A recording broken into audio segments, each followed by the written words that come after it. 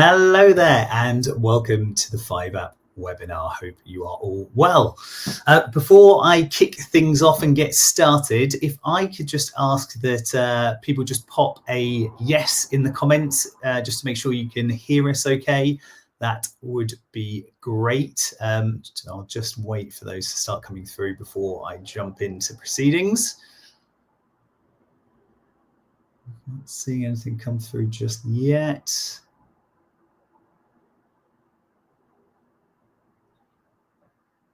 Not an encouraging sign. Philip, you can hear me okay? I don't know if you can speak to team. Yeah.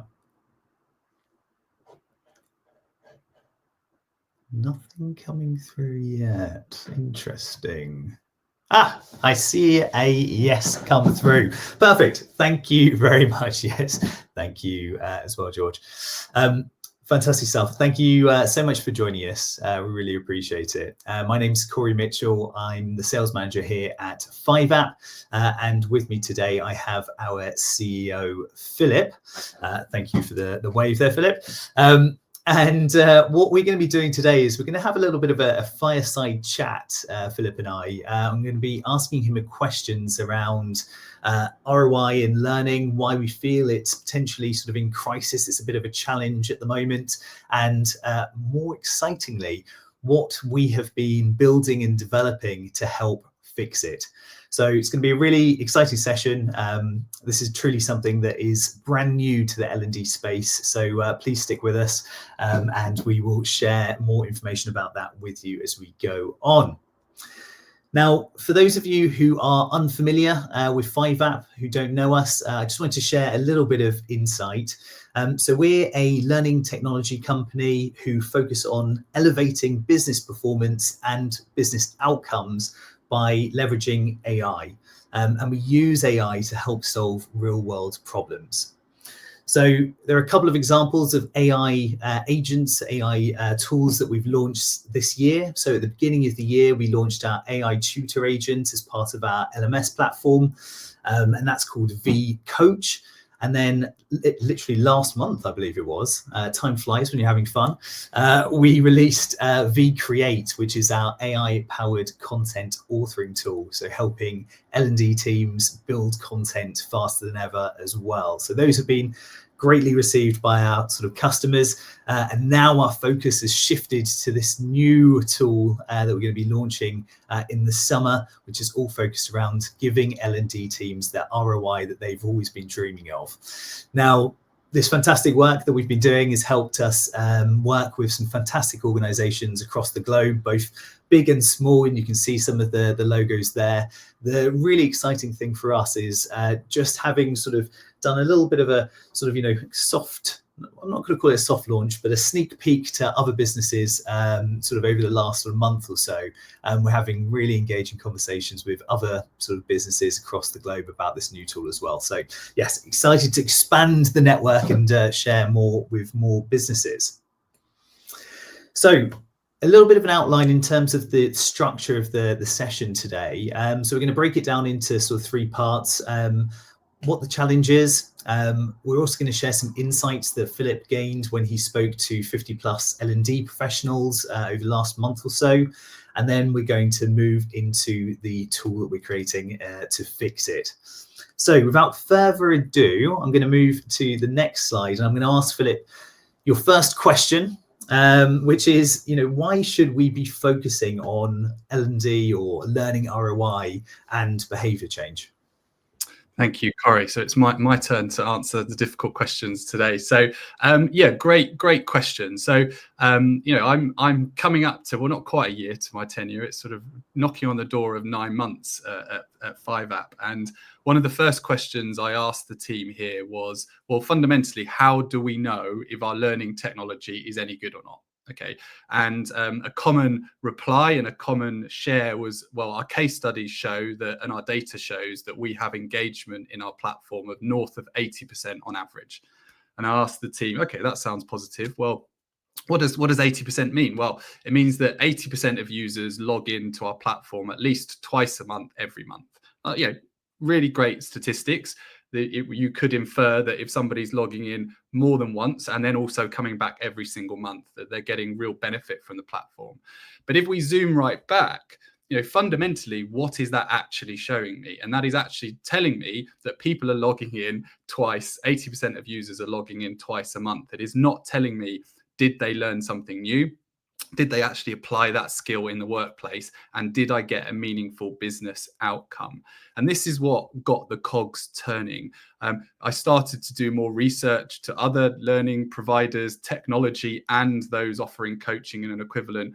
And sort of engagement and associated statistics were commonly cited by many. So this sort of gets you thinking, is there some kind of crisis here? Am I missing something? Is there some kind of blind spot that I don't know about? So this, supported by James Cranwell in product, we started to expand our network. We started to have more conversations outside of our own echo chamber.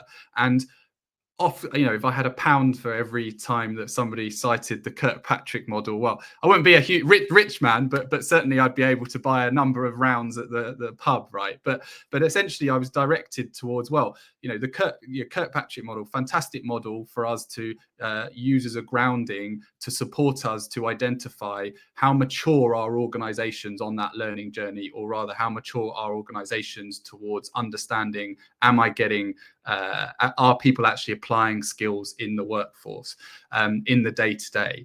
And if you look at the associated research outside of that particular model, you see that it quotes that there's almost like a 50% drop off, with only 50% of businesses are actually analyzing whether or not the coaching they're completing, the courses they're turning up to, the online learning content they're engaging with, only 50% of businesses are starting to track, are they applying those skills in the workforce?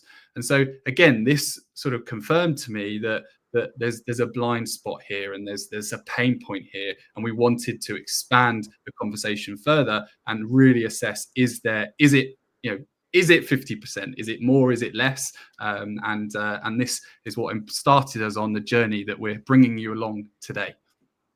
Fantastic stuff. I should say, we'd love to hear your thoughts as we work through our slides here. So, if you feel like this really resonates with you, or if you feel like, you're working really hard to sort of move beyond just testing and measuring learning, and you are starting to sort of measure behaviors, please do share that in the comments. We'd love to hear from you.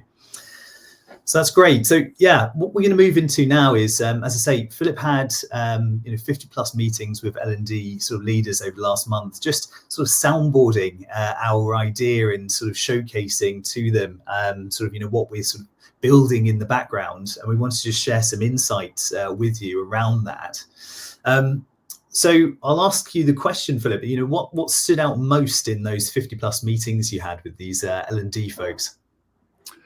Yeah, so we wanted to, as I said, we wanted to validate some of the early conversations and assess, is there a pain point? And the main themes, and we'll go into the next level of detail in a moment, but the main themes were that a lot of organizations, if we look back to the Kirkpatrick model, are stuck at level 1 and level 2. They are stuck at doing using surface level metrics like engagement that I referred to. They are using those types of metrics to assess, is the training working? Am I getting a return on investment? Are people using the skills in the workforce? And these are not actually true use of the skills. They're relying on you to make a leap, to connect the dots yourself, make lots of assumptions. However, what was good is that there were a number of enterprising, L&D professionals are maybe entrepreneurial at heart, are enterprising and do like to push the envelope. A number of you, and I spoke with HR directors, L&D managers across government, retail, many sectors. A lot of them are enterprising and are pushing the envelope with ways in which they are using those methods to identify, are skills being used in the workforce following a training program. So there's certainly appetite for it. However, those methods that have been used do have still huge blind spots, and those blind spots are really what we're trying to solve here by what we're bringing to the fore today.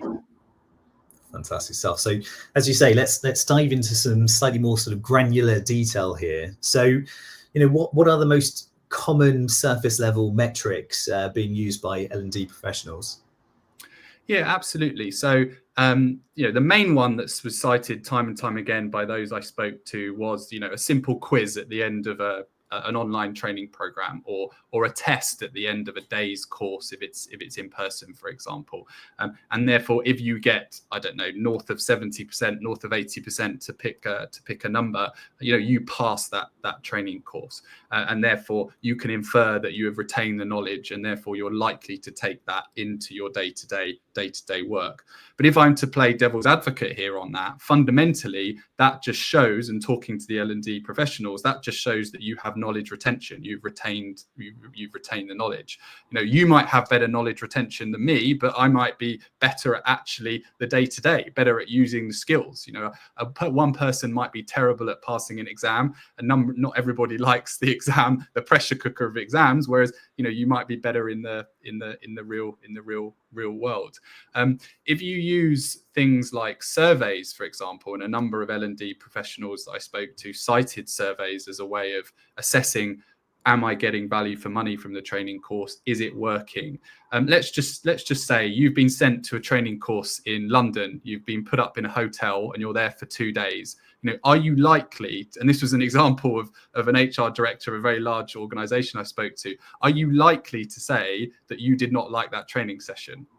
You're absolutely going to love it. You're not going to say no, because you're going to want next year to maybe be sent to that training course. And now there's many examples of going to much more glamorous destinations than that. It was a long time ago, but I used to get sent to Chicago once every year for training. It was blooming brilliant. I was there for a week. I'm not going to say I didn't like it. You're in your early 20s and you're getting sent to Chicago all the time. It was blooming brilliant. Okay.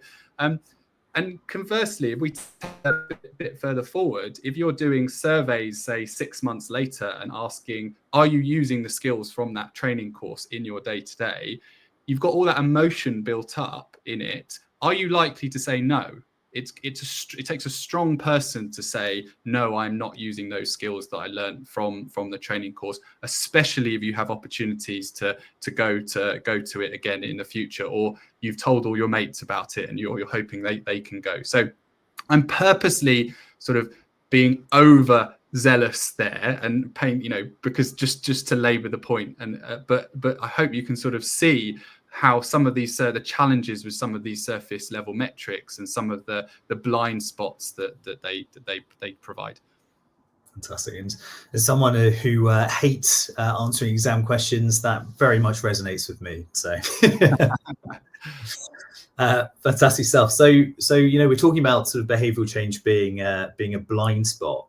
What are some of the challenges with the methods being used and adopted to go beyond this surface level? Well, I should say now, before we go into that I'm going to give you a test at the end, Corey, and I'll give everybody else listening a test.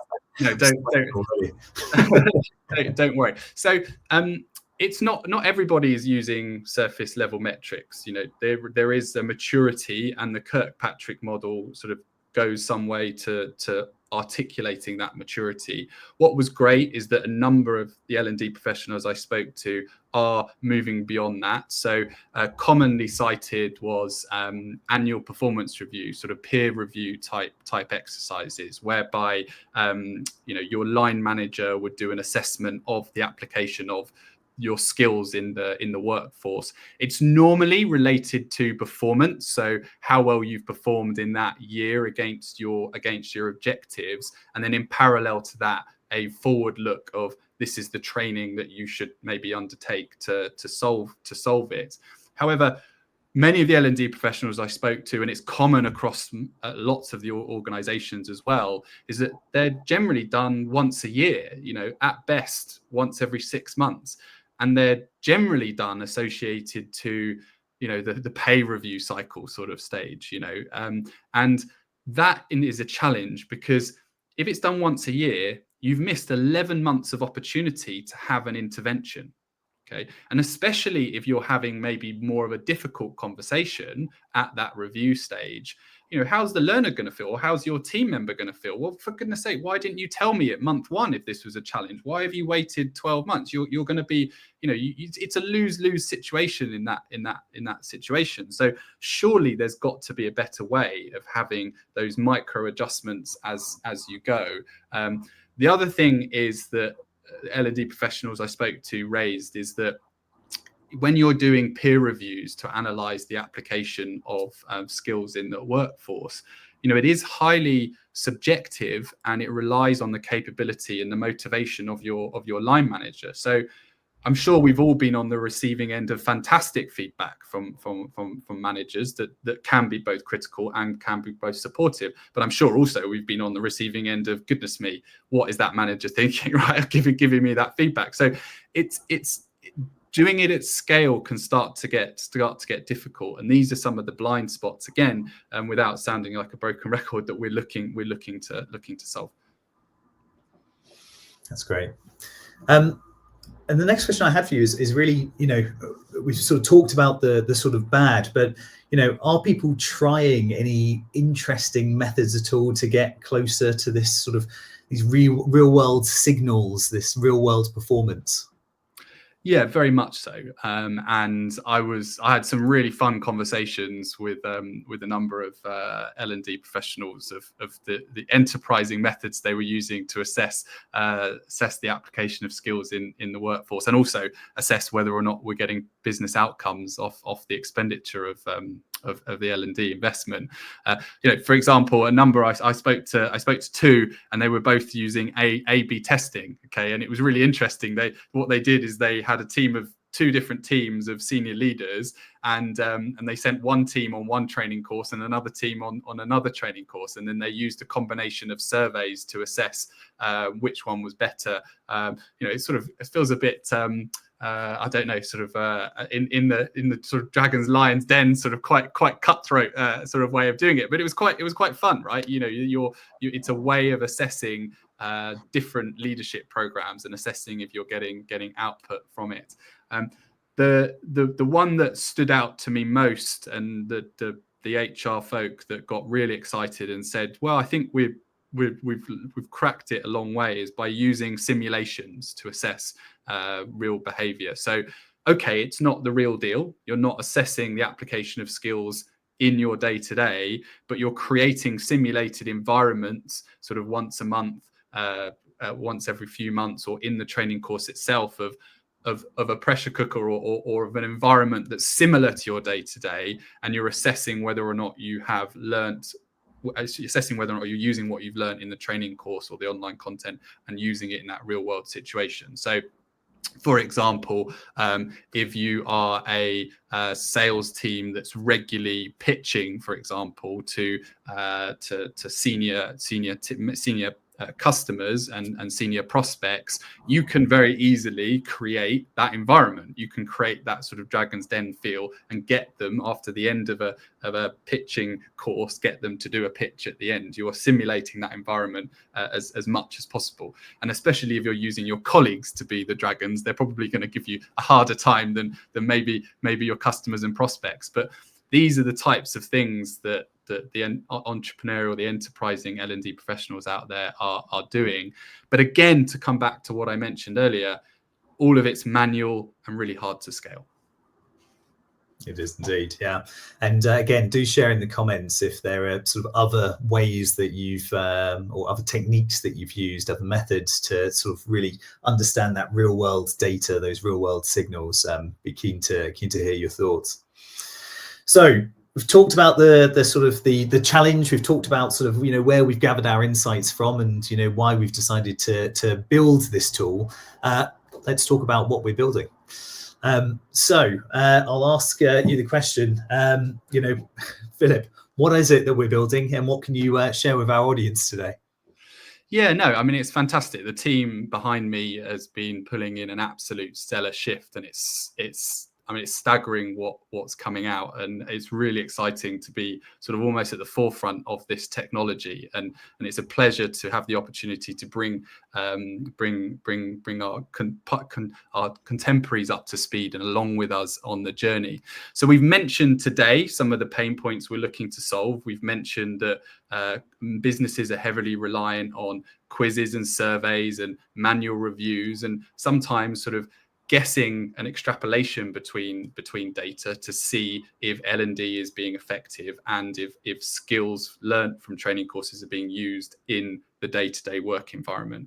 And what we're effectively doing is turning that on its head to give you technology that can provide real-time signals of using what you've learned in the training course, in the classroom or an online, get real-time signals that they're being used in the real world, okay, in your day-to-day work.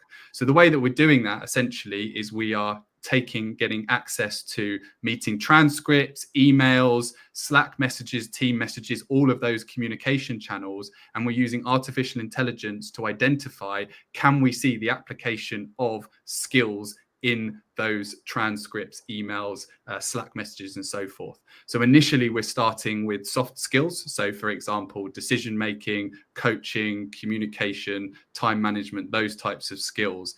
And it happens passively all the time behind the scenes, and it means it's almost become sort of a contemporary of you, and it happens, and in regular basis you get an update of how you are performing, and we'll show you, we'll picture paints 1,000 words, and we'll show you what it looks like in a few moments.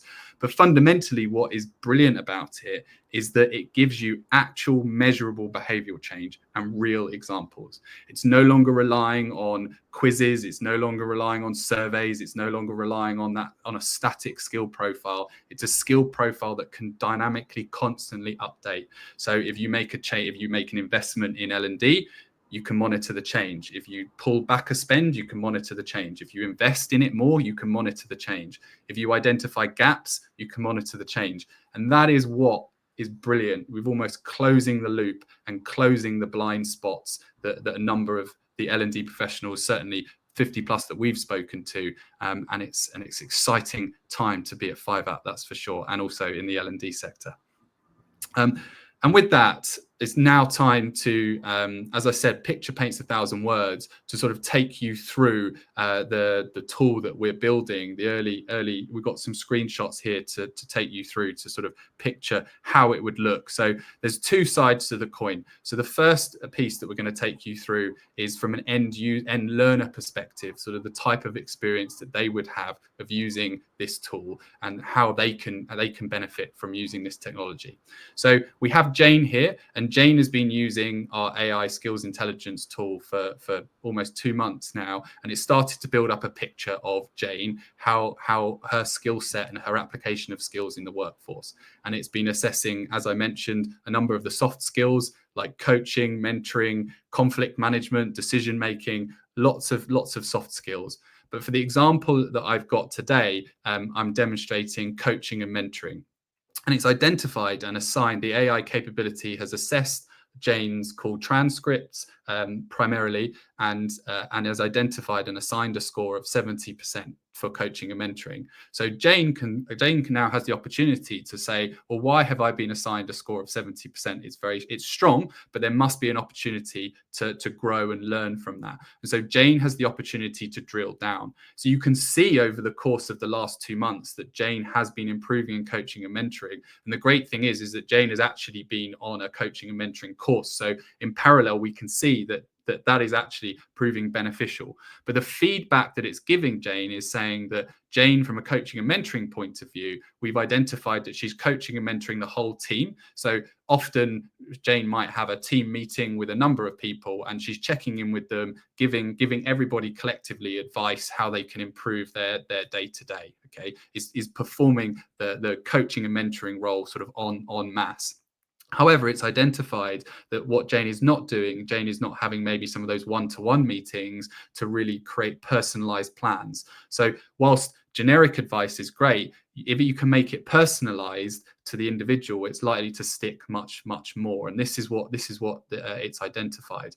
The great thing about it is that it can use real relevant quotes, and it can pull out real relevant examples from the analyzing the call transcript. So we can share examples where Jane is doing really strongly from a coaching and mentoring point of view, and also we can flag examples where Jane, on reflection, may have wished to have a slightly different conversation to get more out of that individual. So really, we see this from a point of view of it's that sense check, it's that pulse of making you maybe aware of things you didn't necessarily know, and you can have that constant tweaking and adaptation and learning from it. As I said, you don't need to wait until your 12-month peer review to assess this. And some of these skills, it may be impossible to assess. So many of the L&D professionals I spoke to don't actually do 360-degree feedback. So you're very unlikely to get feedback on coaching and mentoring from your line manager, because a lot of the meetings they might not be in. And so these are sort of additional examples of how we're closing the blind spots. So what I've just taken you through there is the view of the end learner, Jane, the end learner, and hopefully you can see some of the benefits through monitoring the call transcript, some of the benefits of seeing the application of skills in the workplace, in the day-to-day. What I'm next going to take you through is an example of the admin experience and the power of the visibility that they can get, and how they can start to fix the L&D crisis of of truly getting to the bottom of what is the ROI of my investment in L&D. So what we're showing here is a skills heat map. So an admin will have the ability to see all of their departments at the one hand, and then also see all the capabilities across the top. And what's brilliant about the tool is that you can define what good teamwork is, what good leadership means to your business, what good communication means to your business, because your business, it might mean something slightly different to another business. So you will have that option. If we walk through the example that's on the screen here, very quickly, I can see that senior leadership has very strong teamwork, has pretty high capability in problem solving, and strong communication skills. So tick, tick, tick there. However, on time management, we've identified that senior leadership might have a challenge there. So I can very quickly, across my whole organization, I can see that the planning team also have this challenge, sales and marketing also have this challenge. Very quickly, I can build up a profile in real time using real examples.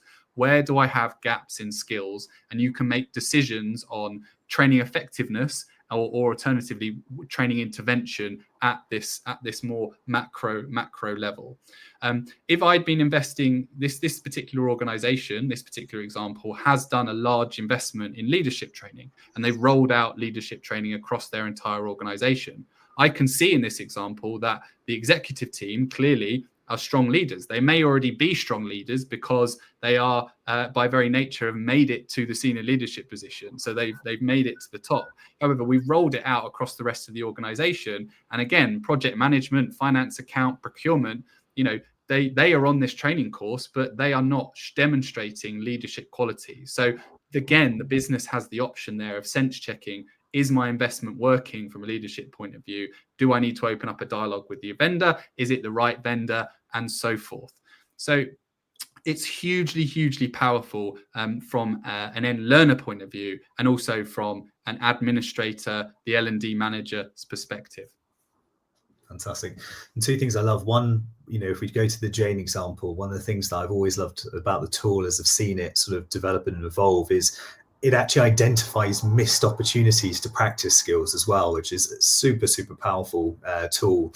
And then with this sort of heat map, just the dynamic nature of the information, the feedback you're getting back is incredible. And you don't have to do anything to get that information. It's just happening sort of organically in the background as well, which is incredible. So, with that, we've had some sort of early signals. We've had some early users go through this, and I'd love to sort of hear what the reaction's been like. What feedback have you been getting back from people? Yeah, no, I mean, very, very much so. So overridingly positive. So a number of those that have had a chance to have a play, sort of where have you been all my life? I've wanted this a number of years ago. Finally something that actually solves the challenge and closes the blind spots. The beauty of why it's so important to bring L&D professionals, HR professionals in our sector along on the journey is because they do hold a mirror up to you, do hold you to account. And we've got some interesting feedback very early on that has been hugely powerful in how we develop the platform. And just to share some of the examples there, a number of times it was raised, context matters. So in our assessment, in not every single meeting if we follow the Jane example, Jane in every single meeting is not going to be demonstrating coaching and mentoring skills. Okay, because certain meetings it's not appropriate. It might just be a quick check-in, for goodness sake. It's not you're not going to give coaching and mentoring, in every single meeting. So we have built and this is fantastic feedback. So we've built our capability to make sure, and we're building it to make sure that we use the whole gamut of meetings. You're not just using one snapshot in time, because just because you don't demonstrate it there doesn't mean you don't have it in your locker, so to speak. Also, the other common theme is that this has got to be communicated and has got to be seen as a supportive tool and not a surveillance tool. And therefore, what we've done is we're building in features to make it very much opt-in. There's going to be some meetings where it's not appropriate for us to analyze. There's going to be some situations where it's just not needed. Okay, and so that is critical for everything we're doing. We're very conscious that this tool to be as supportive as possible for those making use of this. Fantastic stuff. Now, I appreciate that we're running out of time. So for those of you who have stuck with us until the end of the webinar, thank you very much. Hopefully you'll agree. This is a really exciting space. And if you're interested and keen to sort of keep up to date as this tool is being built, we're actually popping a link into the chat now where you can register your interest in this tool and its development, and we'll provide regular updates to you as things develop. But also you'll have access to an exclusive effectiveness and ROI report that we're going to be creating, which is going to give you all of the insights that we found from the early adopters, the early adoption companies. What benefits have they seen from a learner perspective? What benefits have they seen from an organizational perspective? So it's going to give you some really fantastic insights to see if this is something that might work for your business as well. So please do click on the link, register your interest there. If you wanted to find out more information, feel free to reach out to me directly. You've got my email on the screen there, but that's Corey@5app.com, nice and simple. Any questions you have, or if you want to share your experiences, please do get in touch. We'd love to hear from you. So without further ado, we're 1 minute over, so apologies for taking up the extra minute of your time, but yeah, thank you very much. Hopefully it's been useful, and keep learning. Thank you. Bye-bye. Take care. Thanks. Bye.